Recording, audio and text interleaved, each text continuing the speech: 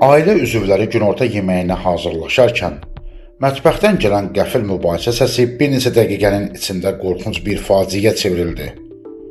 Astara rayonunda baş verən bu tükürpədici hadisə hər kəsi şoka salacaqdı. Hər şey 2025-ci ilin avqust ayında, isti bir yay günündə başladı. Murad ailəsi ilə birgə günorta süfrəsinə oturmağa hazırlaşırdı. O sadəcə yemək istədiyini bildirdi. Lakin anası Məhəbbət xanımın ona verdiyi cavab aralarındakı bütün gərginliyi bir anda alovlandırdı. Anasının daxildə ona kinayə ilə yanaşdığını, istehza etdiyini düşünən gənc oğlan dözə bilmədi və kəskin bir qəzəb dalğasına qapıldı. O an nəzarəti tamamilə itirərək doğma anasını həyatdan məhrum etdi. Bu dəhşətli mənzərə sadəcə iki nəfərin arasında qala bilərdi. Lakin həmin an mətbəxdə olan qoca nənə və baba hər şeyi öz gözləri ilə gördülər. Doğma nəvələrinin törətdiyi bu əməlin canlı şahidinə çevrilən yaşlı insanlar böyük bir şok yaşayırdılar. Törətdiyi əməlin ağırlığını anlayan Murad dərhal qaçıb gizlənməyə çalışdı.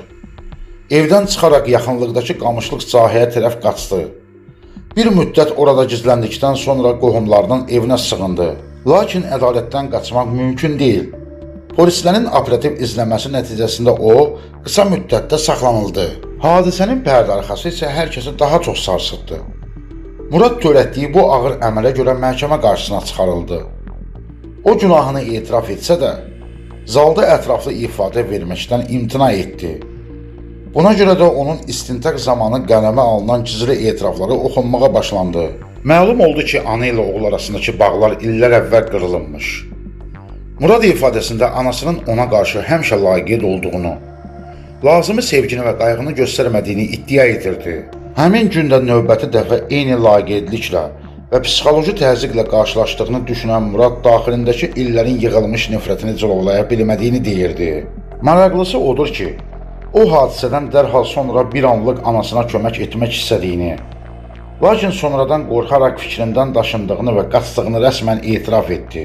Lakin hadisənin ən qorxunc və qaranlıq tərəfi hələ qarşıdır. Hakimlərin suallarını cavablandıran Murad hadisədən təxminən 2 həftə əvvəl qanunsuz narkotik vasitələrdən istifadə etdiyini bildirdi. Üstəlik əməlində istifadə etdiyi həmin kəsici aləti harada gizlətdiyini və ya hara atdığını belə xatırlamırdı. Bütün zalı donduran ən böyük etiraf isə o oldu ki, Murad doğma valideynini həyatdan məhrum etdiyi üçün zərrə qədər də peşmançılıq hissi keçirmədiyini soyuqqanlılıqla bəyan etdi. Bu soyuqqanlılıq qarşısında ədalət tələsisi öz sözünü dedi. Keçirilən uzun araşdırmalardan sonra məhkəmə hökmünü oxudu. Murad Kazımzadə törətdiyi bu amansız əmələ görə tam 15 il 6 ay müddətinə azadlıqdan məhrum edilərək dəmir barmaqlıqlar arxasına göndərildi. Bəli, əziz izləyicilər, fikirlərinizi şərhlərdə yazın, müzakirə edək. Videonu bəyənməyi və kanalımıza abunə olmağı unutmayın. Növbəti videolarda görüşənədək salamat qalın.